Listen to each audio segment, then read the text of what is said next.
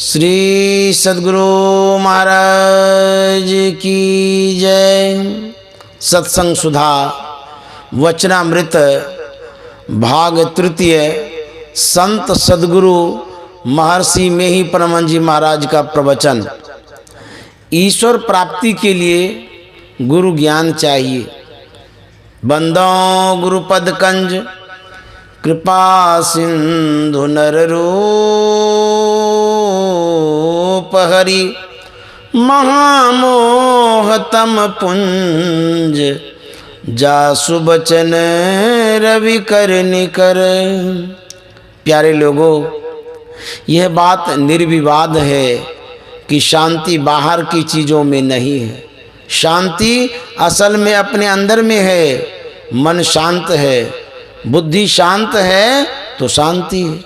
मन में संकल्प विकल्प होता रहता है, बुद्धि में तर्क वितर्क होता रहता है।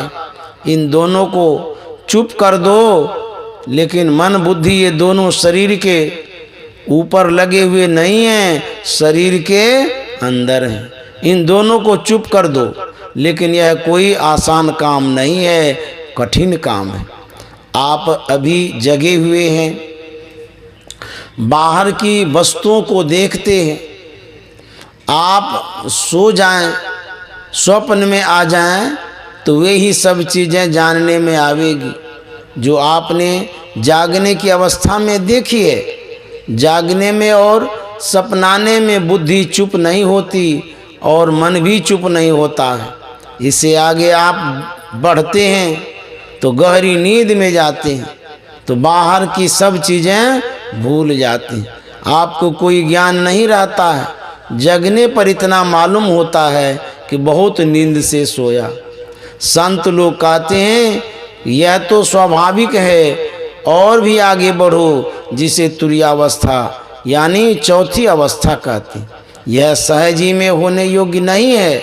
सत्संग के द्वारा गुरु से ज्ञान पाकर अध्यात्म ज्ञान को जानिए और गुरु का चुनाव कीजिए, जो आपको बतावें कि 3 अवस्थाओं से आगे कैसे बढ़ा जाए।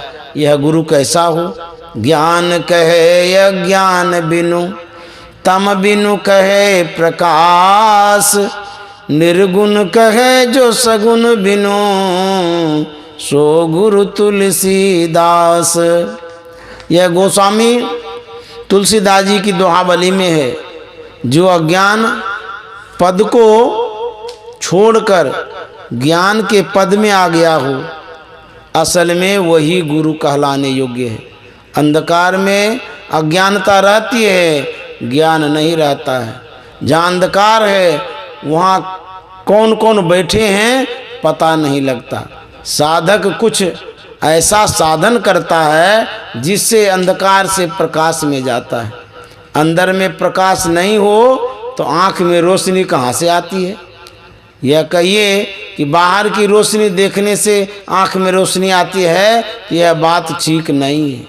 अपने अंदर में जो प्रकाश है उसमें जो रहता है वह ज्ञान में रहता है।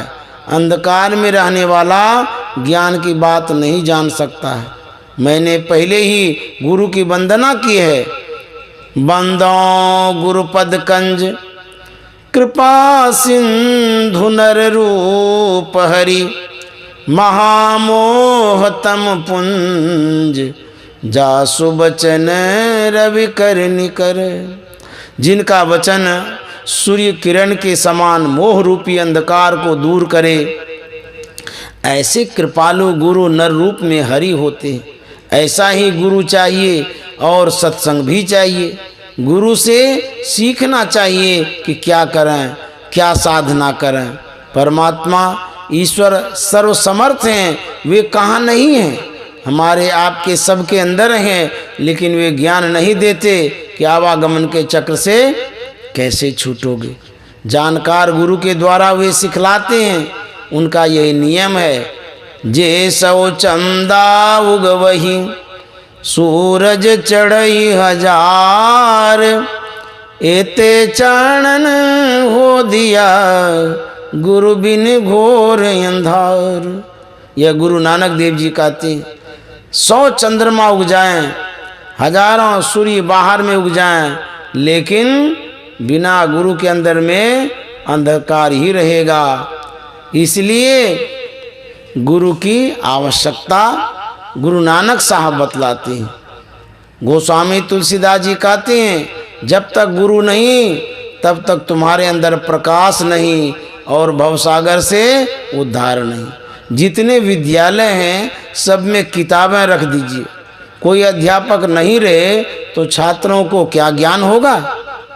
गुरु की महिमा बहुत है, बाहर में शरीरधारी गुरु की बड़ी महिमा है, लेकिन गुरु गुरु हो, गुरु नहीं।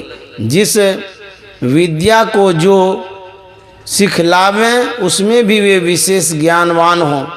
यह संतों की विद्या ईश्वर की प्राप्ति साक्षात्कार कराने वाली है। ईश्वर की प्राप्ति कैसे होगी, इसके लिए गुरु ज्ञान की जरूरत है। ईश्वर पाने के लिए बाहर कहीं जाने की जरूरत नहीं है। भगवान श्री राम ने वाल्मीकि जी से पूछा था कि मैं कहाँ रहूं। वाल्मीकि जी ने कहा कि आप कहाँ नहीं हैं सो कहिए। वाल्मीकि जी के सामने प्रत्यक्ष रूप में भगवान श्री राम मौजूद थे, फिर भी वे कहते हैं, राम स्वरूप तुम्हार वचन गोचर बुद्धि पर, अविगत कथय पार, नेति नेति निति निगम कह। रामचरितमानस सर्वव्यापक तत्व को यहाँ स्वरूप कहा है।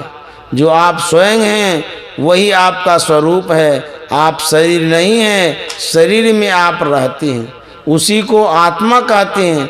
उसे आत्मदृष्टि से देखना होता है। जो आत्मदृष्टि का अभ्यास करता है तब उसको आत्मदर्शन होता है, तभी परमात्मा दर्शन होता है। यही संत लोग बतलाते हैं। रामचरितमानस के उत्तरकांड में गोस्वामी तुलसीदास जी लिखते हैं, नरतन भव बारिधि कहे बेरो। संसार सागर को पार करने के लिए मनुष्य शरीर नाव है, बेड़ा है। मनुष्य शरीर पाकर ईश्वर भजन कीजिए, सत्संग कीजिए। और एक बात जो गुरु नानक देव जी महाराज ने कही है उसे भी याद रखिए, सूचे भाड़े साचु समावे, बिरले सोचाचारी। मन की पवित्रता शरीर के स्नान से नहीं होती है, सत्संग और साधन से होती है। इसलिए सबको चाहिए कि सत्संग करना, गुरु से यत्न जानना और नित्य प्रति समय बांट बांट कर भजन करना।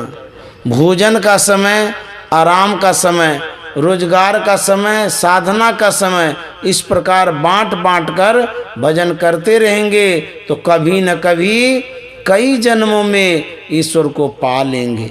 भक्ति का संस्कार आपके साथ जन्म जन्मांतर रहेगा। संत कबीर साहब ने कहा है, भक्ति बीज बिन से नहीं, जो जुग जाए अनंत, ऊंच नीच घर जन्म ले, तो संत को संत।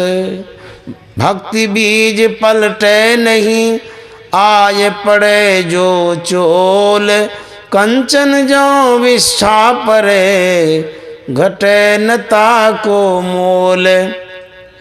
यह साधन करते करते होगा। शांत भाव से नित्य प्रति कुछ न कुछ सत्संग अवश्य करते रहें। कोई वक्ता न हो तो संतवाणी पढ़ें, उसी का सत्संग में पाठ करें। यही थोड़ा सा कह दिया। श्री सद्गुरु महाराज की जय। यह प्रवचन काजी चक भागलपुर में 15 जनवरी 1980 ईस्वी को हुआ था। श्री सद्गुरु महाराज की जय।